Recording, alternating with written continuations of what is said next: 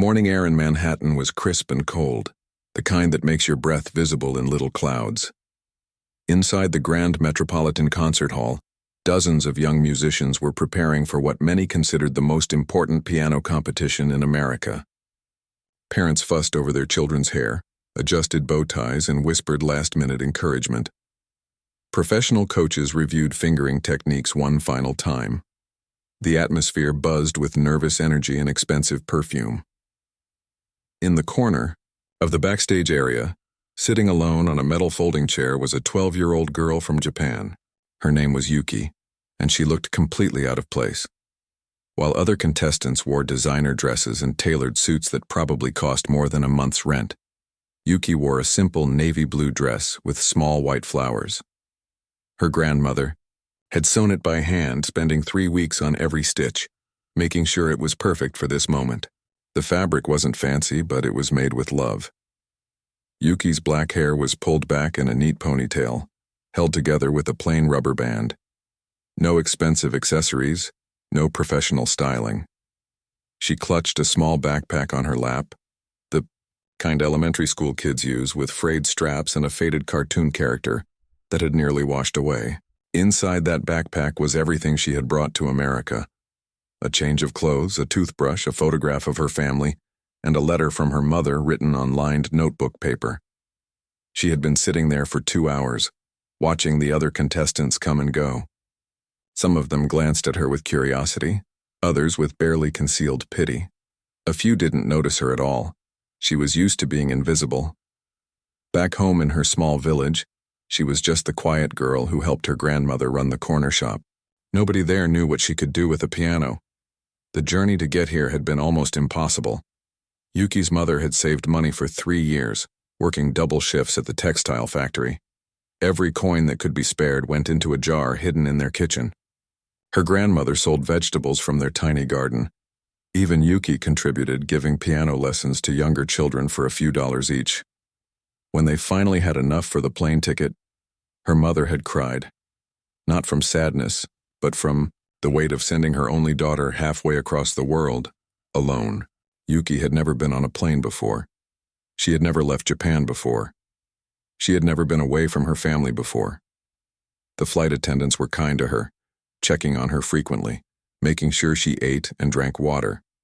She spent most of the 16-hour flight looking out the window, trying to imagine what America would be like. Would people be friendly? Would they understand her broken English? Would she be able to find her way to the concert hall? When she arrived in New York, the city overwhelmed her. The buildings were taller than anything she had ever seen. The people moved so fast, always rushing somewhere important. The subway system confused her, and she got lost twice before finding the right train. She had memorized the address of a small hostel in Brooklyn, the cheapest place she could find online. The room was tiny, barely bigger than a closet, but it had a bed, and that was enough. Now sitting backstage, she could hear the muffled sounds of the current performer. Someone was playing Chopin and playing it well. The notes drifted through the walls, technically perfect, but somehow lacking soul. Yuki closed her eyes and listened. She had learned to really listen to music, not just hear it. There was a difference. Hearing was passive, but listening was active. You had to feel what the composer was trying to say, understand the story behind every phrase. A stage manager walked past, clipboard in hand, calling out names. When he reached Yuki, he stopped and looked down at his list, then at her, then back at his list. He attempted to pronounce her full name and butchered it completely. The sounds that came out of his mouth were nothing like the correct pronunciation. Yuki didn't correct him. She simply nodded and stood up, slinging her backpack over one shoulder. "You're up in 15 minutes, he said, speaking slowly and loudly, the way some people do when they assume someone doesn't understand English well. Do you understand? 15 minutes. "Yes, I understand," Yuki replied softly. Her English was better than he assumed, though she spoke with a heavy accent that made her self-conscious. The stage manager walked away, and Yuki made her way toward the side stage entrance. Through a gap in the curtain, she could see the audience. The hall was massive, with red velvet seats rising up in tiers, ornate golden decorations on the walls, and an enormous crystal chandelier hanging from the ceiling. It looked like something from a fairy tale. She had only seen places like this in pictures. The judges sat at a long table in the front row. 3 people who would decide her fate. The one in the middle was a famous conductor, someone whose name appeared in music magazines. To his left was a concert pianist who had performed in the world's greatest halls. To his right was the dean of a prestigious music school. They looked important, serious, maybe a little bored. They had been sitting there all day, listening to talented young people play beautiful music. How many performances had they heard? 50? 100? What would make hers any different? Yuki reached into her backpack and pulled out the letter from her mother. She had read it so many times that the paper was soft and creased, threatening to tear along the fold lines. The words were simple, written in Japanese, but they meant everything. "My dear Yuki," it said, "by the time you read this, you will be far from home. I want you to know how proud I am of you. Not because of how you play, but because of who you are. You have worked harder than anyone I know. You have practiced when your fingers hurt, when you were tired, when other children were playing outside. Remember that music is not about impressing people. It is about sharing something true. Play for your father. He is watching, and he is smiling. I love you always. Mother." Yuki folded the letter carefully and put it back in her bag. She thought about her father who had passed away 2 years ago. He had been a fisherman, leaving before dawn every morning, coming home after sunset smelling like the ocean. But he had loved music.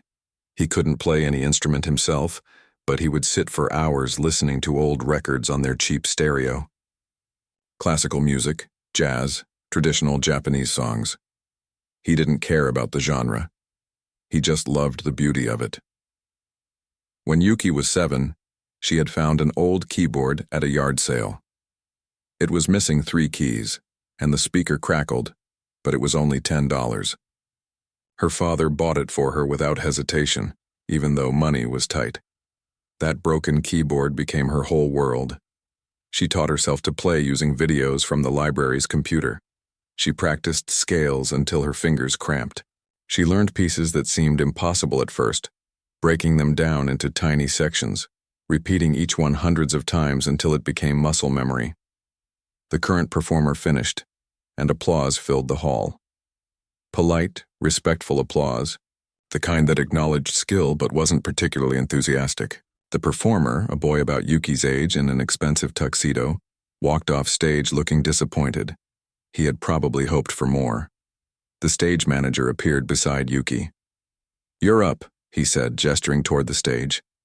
Yuki took a deep breath and stepped forward, her heart pounding so hard she could feel it in her throat. The stage lights were bright, much brighter than she had expected. For a moment she couldn't see anything beyond them. Then her eyes adjusted, and she saw the audience, hundreds of faces looking at her simple dress, her plain appearance, her obvious nervousness. She walked toward the grand piano sitting in the center of the stage, each step feeling both too fast and too slow. The piano was beautiful, gleaming black with ivory keys that looked like they had never been touched. Back home, she practiced on that broken keyboard with missing keys. She had never played on an instrument like this. She had never even touched one. As she approached, she could hear it. The whispers, the murmurs from the audience, from the judges. She couldn't make out the words, but she understood the tone. Skepticism, doubt, maybe even amusement. This was it. This was the moment everything would change, one way or another. Yuki reached the piano bench and stood there for a moment, unsure of what to do next. She had watched videos of concerts online, tried to memorize how professional pianists carried themselves, but now her mind went blank. Should she bow first? Adjust the bench? Sit down immediately? Her hands felt cold despite the warm stage lights beating down on her. She decided to bow, a deep, respectful bow the way she had been taught in Japan. When she straightened up, she noticed the 3 judges looking at her with expressions that made her stomach twist. The man in the middle, the famous conductor, was leaning back in his chair with his arms crossed. His eyebrows were raised in a way that didn't seem friendly. The woman on the left was whispering something to the man on the right, and they both smiled. Not the warm, encouraging kind of smile. The other kind. Yuki sat down on the bench and immediately realized it was too far from the piano.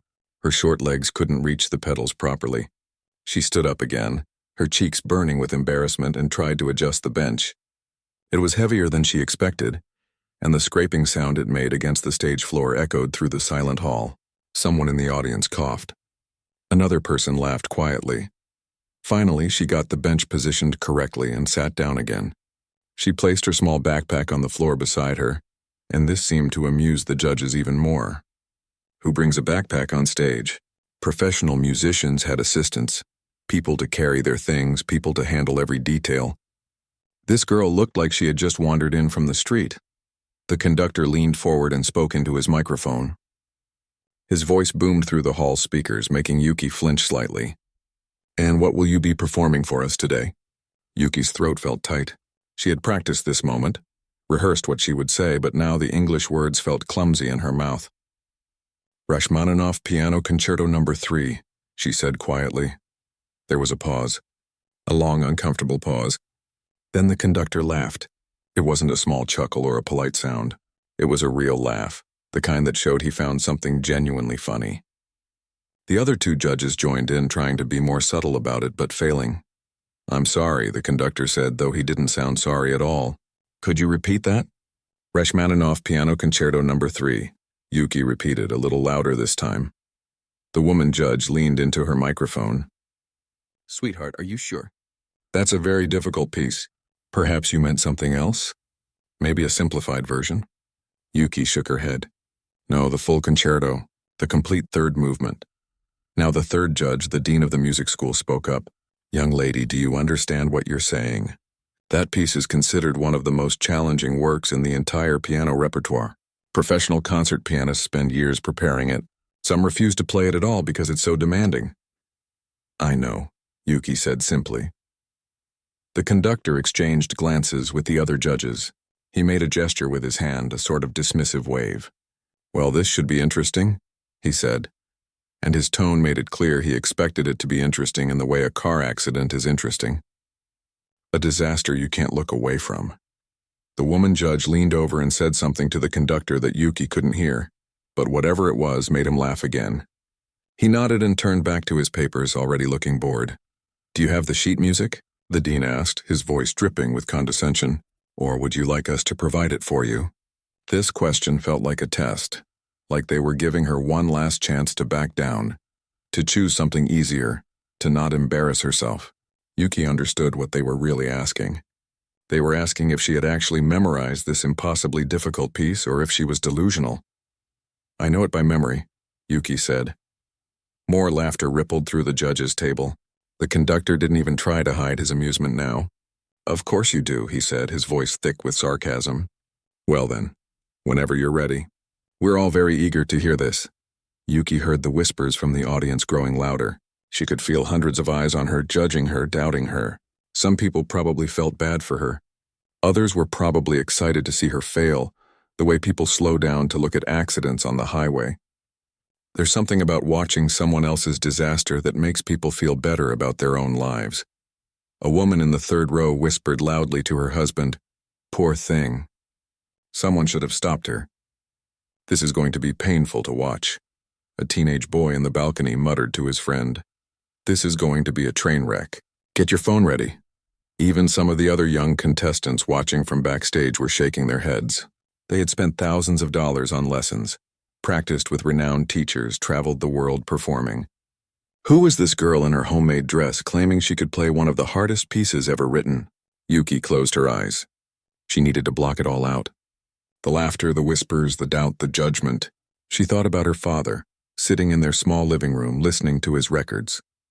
She thought about her mother working those double shifts, saving every penny. She thought about her grandmother carefully sewing each stitch into this dress, her old hands cramping but never stopping. She thought about the broken keyboard in her village, the one missing 3 keys. She had learned to work around those missing keys, to adapt, to find solutions. She had taught herself to play pieces that used those exact notes by transposing them in her head, playing them in different keys. Her brain had become a musical calculator, constantly adjusting, compensating, solving problems. She thought about the hundreds of hours spent in the library, watching videos on the old computer with the scratch screen, watching the same performances over and over, studying every hand position, every finger movement, every subtle shift in dynamics. She couldn't afford a teacher, so the internet became her teacher. The great pianists of history became her mentors, even though they never knew she existed. She thought about practicing in the early morning before school, her fingers stiff from the cold because they couldn't afford to heat the house properly. She thought about practicing late at night after helping in the shop, when she was so tired she could barely keep her eyes open. She thought about the calluses on her fingertips, the aching in her wrists, the times she cried from frustration when a passage wouldn't come together. But most of all, she thought about why she was here. Not to impress these judges who had already decided she would fail. Not to prove anything to the audience that expected her to embarrass herself. She was here because music was the only language that made sense to her. When she played, she wasn't the poor girl from the village. She wasn't the student without fancy training. She wasn't the daughter who had lost her father too soon. When she played, she was free. Yuki opened her eyes and looked down at the keys. The piano was beautiful up close. Each key was perfectly white or black, perfectly weighted, perfectly maintained. This was the kind of instrument she had dreamed about. Back home, she had imagined what it would feel like to play on a real concert grand piano. Now she was about to find out. She took one more deep breath and placed her hands on the keys. Her fingers found their positions automatically, muscle memory taking over. The opening chord of Rachmaninoff's Third Piano Concerto required both hands to stretch across multiple octaves simultaneously. Her hands were small, smaller than most pianists, but she had trained them to stretch beyond what seemed possible. The conductor sighed loudly, making sure everyone could hear his impatience. He wanted this to be over quickly so they could move on to serious competitors. The woman judge was already writing something on her scorecard, probably her critique prepared in advance, but Yuki didn't see any of this. She wasn't looking at them anymore. She was looking at the keys, at her hands, at the music that existed in her mind. The piece started with a simple melody, deceptively simple like a folk song, but it would quickly transform into something much more complex, much more demanding. She pressed down on the first keys, and everything changed. The first notes came out so softly that some people in the back rows had to lean forward to hear them. It was the opening melody, gentle and sweet, almost like a lullaby. Yuki's fingers moved across the keys with a lightness that seemed impossible for someone so nervous just moments before. The piano responded to her touch like it had been waiting for her all along. The conductor's smirk began to fade. Just slightly at first, barely noticeable. His arms were still crossed, but his posture shifted. He sat up a little straighter. The melody continued, and Yuki's right hand began to add small ornamentations, little flourishes that brought the music to life. Her left hand joined in, providing a gentle accompaniment that supported without overwhelming. This was still the easy part, the calm before the storm. Anyone with a few years of piano lessons could probably manage this section. But there was something different about the way she played it, something that made people stop whispering. In the audience, a mother who had been checking her phone put it away. A father who had been thinking about work suddenly found himself paying attention. The teenage boy in the balcony who had gotten his phone ready to record a disaster slowly lowered it, forgetting to press record. Then the music began to build. Rachmaninoff was a master of creating tension, of taking a simple melody and transforming it into something powerful and complex. The left hand started moving faster, climbing up the keyboard in rolling patterns that required perfect coordination. The right hand introduced a new theme, more urgent, more passionate. Yuki's whole body began to move with the music. Not in a showy way, not like she was performing for the audience. It was natural, unconscious. When the music swelled, she swelled with it. When it pulled back, she pulled back. She wasn't just playing the piano. She was inside the music, living it, breathing it. The woman judge uncrossed her legs and leaned forward. The pen she had been holding slipped from her fingers and clattered onto the table, but she didn't notice. Her eyes were fixed on Yuki's hands, watching them dance across the keyboard with increasing speed and complexity. Now the piece was entering its first technically difficult section. Both hands had to play rapid passages simultaneously, perfectly synchronized, each note crystal clear. One wrong note, one slight hesitation, and the whole thing would fall apart like a house of cards. This was where most pianists struggled, where hours of practice either paid off or revealed themselves as insufficient. Yuki's fingers flew across the keys. Not a single note was missed. Not a single rhythm was off. The difficult passages that made professional pianists sweat came out of her hands like she was simply having a conversation. Fast sections were crisp and clean. Slow sections were rich with emotion. The dynamics shifted from thunderous fortissimo to whisper quiet pianissimo. And she controlled every single level in between. The dean of the music school removed his glasses and rubbed his eyes, as if he couldn't believe what he was seeing. He put them back on and leaned so far forward that he was almost standing. His mouth had fallen open slightly. The music kept building, kept growing, kept demanding more. And Yuki gave it everything. Her small hands stretched to reach octaves that seemed impossible for their size. Her fingers moved so fast they became a blur. The concert grand piano, this magnificent instrument that had been played by some of the world's greatest musicians, had never sounded quite like this. Because Yuki wasn't trying to show off. She wasn't trying to prove she was better than anyone else. She was simply telling a story. And it was a story everyone in that hall could understand, even if they couldn't put it into words. It was a story about struggle, about working harder than anyone thinks you can, about being dismissed and doubted and laughed at, about being told you're not good enough, you're not from the right place, you don't have the right training, you don't look the part, about all those voices that tell you to give up, to stop dreaming, to accept your limitations. And it was a story about fighting back, not with anger or bitterness, but with dedication, with practice, with love for something bigger than yourself, with the belief that maybe, just maybe, if you work hard enough and want it badly enough, you can achieve the impossible. The conductor's arms were no longer crossed. His hands were gripping the edge of the table, knuckles white. The expression on his face had completely transformed. The smugness was gone. The amusement was gone. What replaced it was something like shock, mixed with growing respect, mixed with perhaps a little shame. A woman in the 5th row had tears streaming down her face. She didn't even know why she was crying. She had come here because her daughter was competing, and she had been so focused on her own child's performance that she hadn't expected to feel anything for the other contestants. But something about this music, about this girl, about this moment, had broken through all her defenses. The music reached a climactic section where the right hand played a soaring melody, while the left hand provided complex harmonies underneath. This required complete independence of both hands, each one doing something entirely different yet perfectly coordinated. It was like patting your head and rubbing your stomach, except 1,000 times harder and with musical expression required in every note. Yuki played it flawlessly, more than flawlessly. She played it with such feeling that the melody seemed to sing. Each note had purpose. Each phrase had direction. The music breathed. It lived. Backstage, the other young contestants who had been so confident in their own abilities were standing frozen. Some of them had spent tens of thousands of dollars on private lessons with famous teachers. Some had performed in competitions around the world since they were 5 years old. Some came from families where classical music was a tradition going back generations.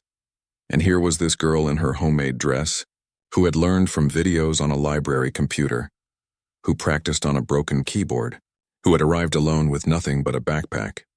And she was playing at a level that most of them could only dream of reaching. One boy, who had won 3 competitions this year alone, whispered to his teacher, "How is she doing this?" His teacher, a graduate of a prestigious conservatory who had performed with major orchestras, could only shake his head. "I don't know," he admitted. "I honestly don't know." The music was approaching its conclusion, but Rachmaninoff never made things easy. The ending was just as demanding as everything that came before it. There was a section where the pianist had to play rapid octaves in both hands simultaneously, jumping up and down the keyboard with perfect accuracy. Miss by even one key and the whole thing would sound wrong. Yuki didn't miss, not once. Her fingers pounded the keys with strength that seemed impossible from someone her size. The piano sang under her hands, resonating through the entire hall. The sound was so big, so full, so complete that it felt like an entire orchestra was playing, not just one instrument. And then, underneath all that technical brilliance, something else was happening, something harder to describe but impossible to miss. There was emotion pouring out of every note.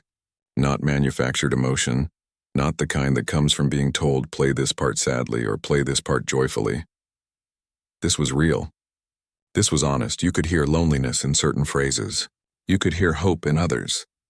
You could hear the memory of someone loved and lost. You could hear the determination of someone who refused to give up no matter how many times the world said no. You could hear a father sitting in a small room listening to records, dreaming of something beautiful. You could hear a mother working night shifts, counting pennies, believing in her daughter. You could hear a grandmother sewing a dress, stitch by careful stitch. The conductor was no longer sitting. He had risen to his feet without realizing it, drawn up by the music like a puppet on strings. Tears were running down his face. This man who had conducted the greatest orchestras in the world, who had worked with legendary musicians, who thought he had heard everything there was to hear, was crying like a child.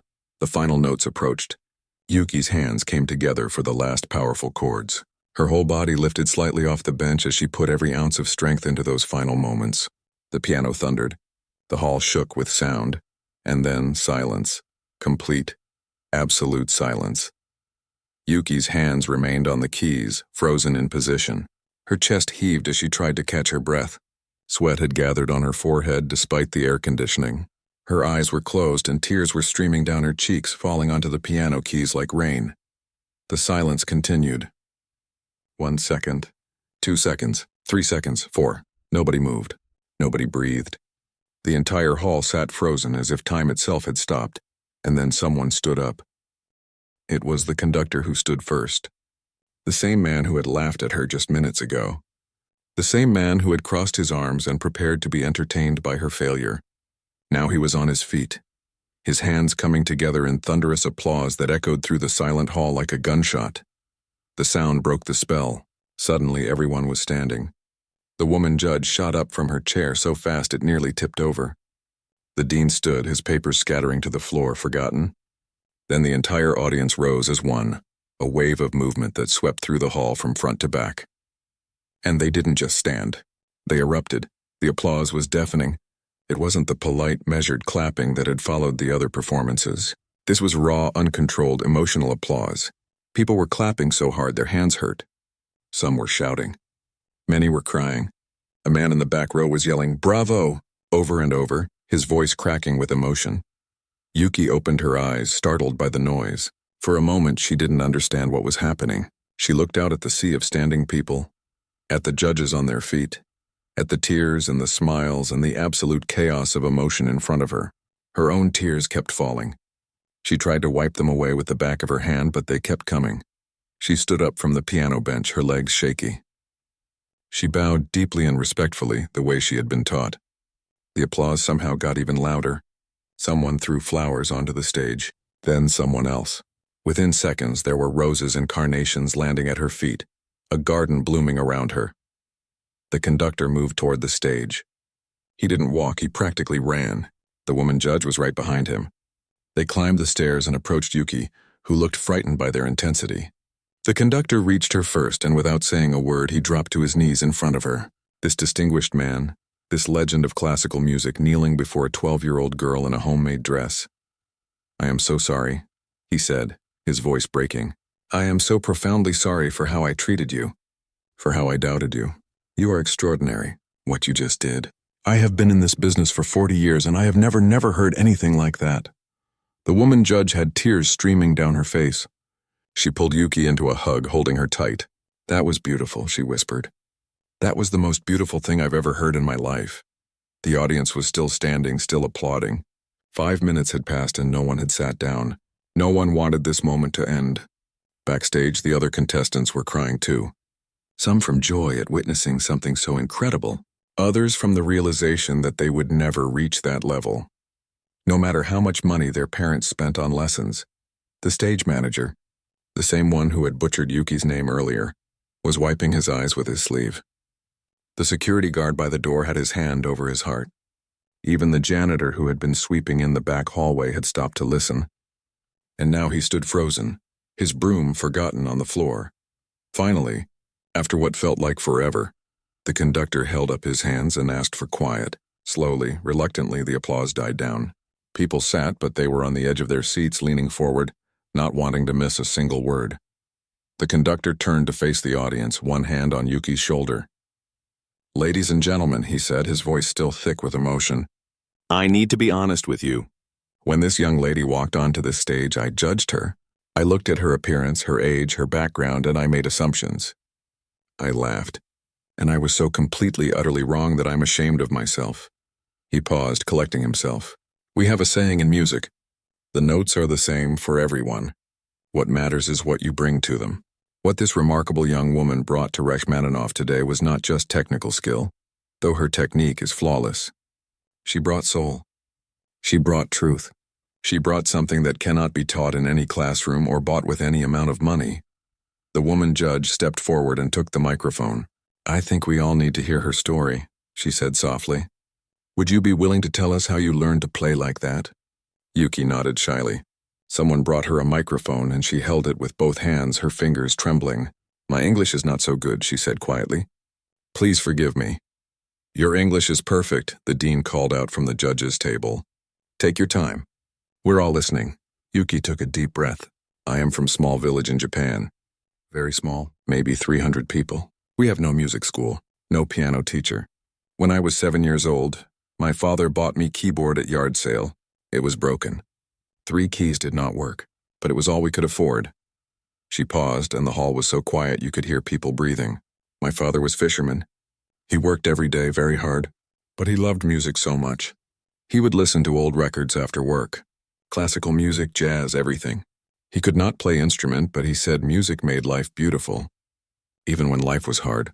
More tears came, but she kept talking. 2 years ago, my father was in accident on boat. He died." Her voice broke on that word, and several people in the audience made soft sounds of sympathy. "Before he died, he made me promise something. He said, 'Yuki, you have gift. You must share it with world. Do not hide your light.' I did not understand what he meant then, but I understand now." She wiped her eyes. "After father died, we had very little money. Mother worked 2 jobs. Grandmother sold vegetables from garden. I gave piano lessons to small children, $1 each lesson. We saved for 3 years to buy airplane ticket to America. Just ticket, nothing else. Mother said this competition was important. She said if I could play here, maybe someone would hear me. Maybe father's dream would come true." The conductor was crying again. The woman judge was crying. Half the audience was crying. This wasn't just a story about talent. This was a story about sacrifice, about love, about refusing to let circumstances define your destiny. "I learned to play from videos at library," Yuki continued. "We could not afford internet at home. So every day after school I went to library. They had old computer with very slow connection. I would watch same videos many times. I would memorize every finger position, every movement. Then I would go home and practice on my broken keyboard." She smiled a little, remembering. The broken keyboard had no C sharp, no F, and no B flat in middle octave. So I learned to play around missing notes. I would transpose music in my head, change key, find different way to play same piece. My brain learned to solve puzzles. Every piece was like game. "How can I play this without these notes?" Someone in the audience gasped. The technical skill required to do what she was describing was almost beyond comprehension. She had essentially taught herself to be a musical mathematician, constantly calculating and adjusting on the fly. "I never played on real piano until today," Yuki said, and the hall erupted in gasps and whispers. "In my village there is no piano. Nearest piano is in city, 2 hours away by train. We could not afford to go there, so I only knew piano from videos and from my broken keyboard. When I sat down today, I was scared. I did not know if real piano would feel different, if my hands would know what to do." The conductor shook his head in disbelief. "You had never played on a real piano before today?" "Never?" "No, sir," Yuki said simply. "That's impossible," the dean muttered, but everyone heard him. "What you just played, the control, the dynamics, the touch, that takes years of experience on quality instruments." Yuki shrugged slightly. "I practice 8 hours every day, sometimes more, after helping grandmother in shop, after homework, after everything else. I practice until fingers hurt, then I practice more. Mother says I am obsessed, but it is not obsession, it is love. When I play, I feel close to father. I feel like he is listening. I feel like everything is okay." She looked out at the audience, at all these wealthy people in their expensive clothes, at the parents who had hired the best teachers money could buy for their children. I know I am different from other people here. I know my dress is not fancy. I know I do not have famous teacher or big reputation, but music does not care about these things. Music only cares if you are honest, if you feel it in your heart, if you give it everything you have. The woman judge took the microphone back. What you've given us today is a gift, she said. And I want you to know that we're not going to let your journey end here.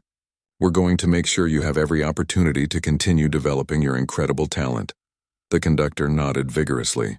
I want to personally offer you a full scholarship to our pre-college program. Tuition, housing, everything.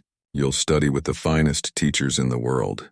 You'll have access to the best instruments, the best training, everything you've been denied up until now. Yuki's eyes went wide. But my mother. My grandmother. I cannot leave them. We'll work something out, the woman judge said. We'll help bring them here, or we'll make sure you can visit them regularly. Whatever it takes. A talent like yours comes along once in a generation. We have a responsibility to nurture it. The dean stood up at the judge's table. I'd like to add that I'm offering her a guaranteed place at our university when she's ready. Full scholarship, graduate studies included. Whatever she needs. The applause started again, washing over Yuki like a warm wave. She couldn't believe what was happening. She had come The competition continued after Yuki's performance, but everyone knew how it would end. The other young pianists played beautifully, some of them with technical skills that would have won any other year. But today was different. Today they had all witnessed something that transcended competition. When the judges announced Yuki as the winner 3 hours later, no one was surprised. The applause was just as loud as it had been after her performance, but something else was happening that Yuki didn't know about yet. Something that would change everything. A woman in the audience, sitting in the 7th row, had pulled out her phone during Yuki's performance. She wasn't trying to be disrespectful. She was a music journalist who had covered classical performances for 20 years, and her instincts told her this was something people needed to see. She had recorded the entire performance, her hands shaking so badly the video was slightly unsteady. As soon as the competition ended, she posted the video online with a simple caption. A 12-year-old girl from rural Japan, who learned piano from library videos on a broken keyboard, just played Rachmaninoff's third piano concerto better than most professionals. This is what pure talent looks like. She expected maybe a few hundred people to watch it. Her followers were mostly classical music enthusiasts, a small community. She went home that evening, made herself dinner, and forgot about the post. By the time she checked her phone 2 hours later, the video had been viewed 50,000 times. By midnight, it had reached 500,000. By the next morning, it had exploded to over 5 million views. People were sharing it everywhere. On social media, in group chats, in emails to friends and family. The video spread across the internet like wildfire. Comments poured in from all over the world. A pianist in Germany wrote, "I have played this concerto professionally for 15 years. This child plays it better than I ever have. Absolutely stunning." A music professor in London commented, "This is proof that true genius cannot be contained by circumstance. Extraordinary." A teenage girl in Brazil wrote simply, "I'm crying. This is the most beautiful thing I've ever seen." News organizations picked up the story, first the local New York stations, then national networks, then international media. By the end of the week, Yuki's face was everywhere. News anchors told her story with tears in their eyes. Talk show hosts discussed what her performance meant. Classical music suddenly became a trending topic, something that rarely happened in the modern world. Yuki, meanwhile, was completely overwhelmed. She was staying at her small hostel in Brooklyn, still carrying her backpack, still wearing her homemade dress, and suddenly reporters were trying to find her. The hostel owner, a kind elderly man from Pakistan, protected her privacy as best he could. He let her stay in a back room where no one could see her, brought her food, and told the reporters camped outside that he didn't know anything. The conductor kept his promise. Within 3 days, he had arranged everything. A proper apartment for Yuki near the music school, fully furnished. A plane ticket for her mother and grandmother to come visit whenever they wanted. A monthly stipend to send back home so they wouldn't have to work as hard. And of course, the full scholarship with the best teachers in the country. But the most touching moment came a week after the competition. Yuki was in her new apartment, still not quite believing any of this was real, when someone knocked on the door. It was a delivery person holding a large, carefully wrapped package. The label said it was from a piano company in Austria, one of the most prestigious manufacturers in the world. Yuki opened the package with trembling hands. Inside was a letter and a set of photographs. The letter read, "Dear Yuki, we watched your performance online and we were moved to tears. We learned that you practiced on a broken keyboard for years, never complaining, never giving up.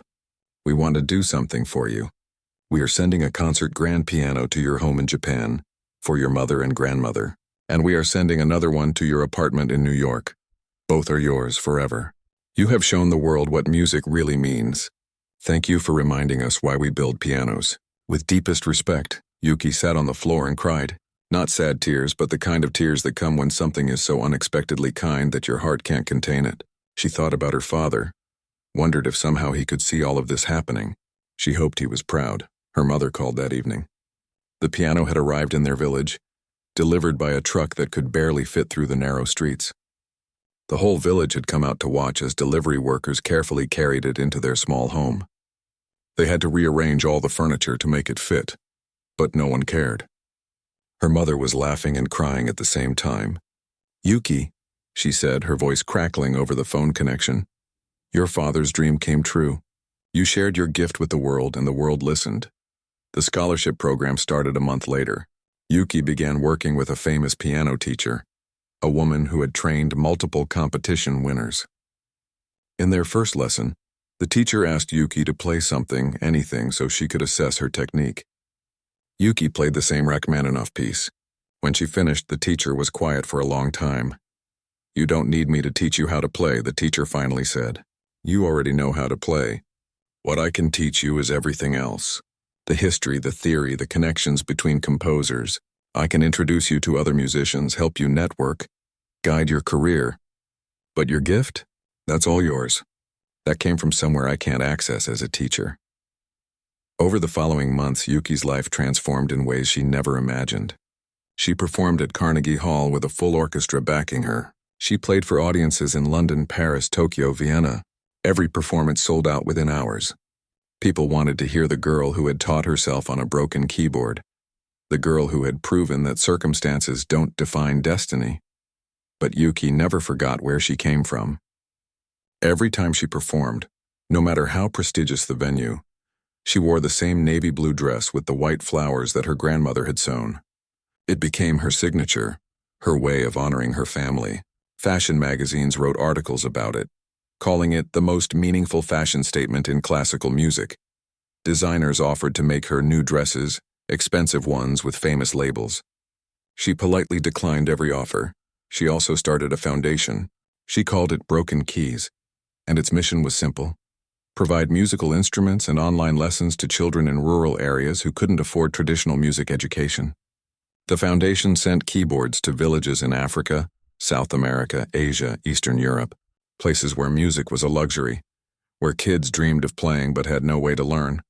Within a year, the foundation had helped over 5,000 children. Yuki received videos from kids all over the world, playing on the keyboards her foundation had sent. Their faces lit up with joy. A boy in Kenya, a girl in Peru, twin sisters in Cambodia, each one a reminder that talent exists everywhere, just waiting for a chance. She returned to her home village 6 months after the competition. The whole village threw a celebration. They hung banners, cooked traditional food, gathered in the community center to hear her play. Yuki sat at the concert grand piano that now lived in her home, the same home where she had practiced on that broken keyboard, and she played for her neighbors. These were the people who had watched her grow up, who had supported her family in hard times, who had believed in her even when she was just a quiet girl helping in her grandmother's shop. After the performance, an elderly neighbor approached her. He had tears in his eyes. "Your father would be so proud," he said. "We all are. You took something that was broken and made it beautiful. That's what art is supposed to do." Yuki kept performing, kept studying, kept growing as a musician, but she never let fame change who she was. She still called her mother every day. She still helped her grandmother when she visited home. She still remembered what it felt like to be laughed at, to be doubted, to be dismissed as impossible. And whenever young musicians asked her for advice, she always told them the same thing. It doesn't matter where you start. It doesn't matter what obstacles you face. It doesn't matter if people laugh at you or tell you it's impossible. What matters is that you love what you do so much that nothing can stop you. Not poverty, not doubt, not broken equipment, not closed doors. If you have that love, if you're willing to work harder than anyone thinks you should have to, if you refuse to give up, then anything is possible. 3 years after that competition in Manhattan, Yuki was invited back to the same concert hall. They wanted her to perform at their anniversary gala, their most prestigious event of the year. The same 3 judges were there, sitting in the front row. The conductor, the woman judge, the dean. They had become her mentors, her friends, her biggest supporters. Before she played, the conductor gave a speech. He talked about the importance of keeping an open mind, of not judging based on appearances, of remembering that genius can come from anywhere. He talked about how meeting Yuki had changed him, made him a better teacher, a better musician, a better person. That day, he said, his voice carrying through the packed hall, I learned that sometimes the greatest performances don't come from the people with the best training or the most expensive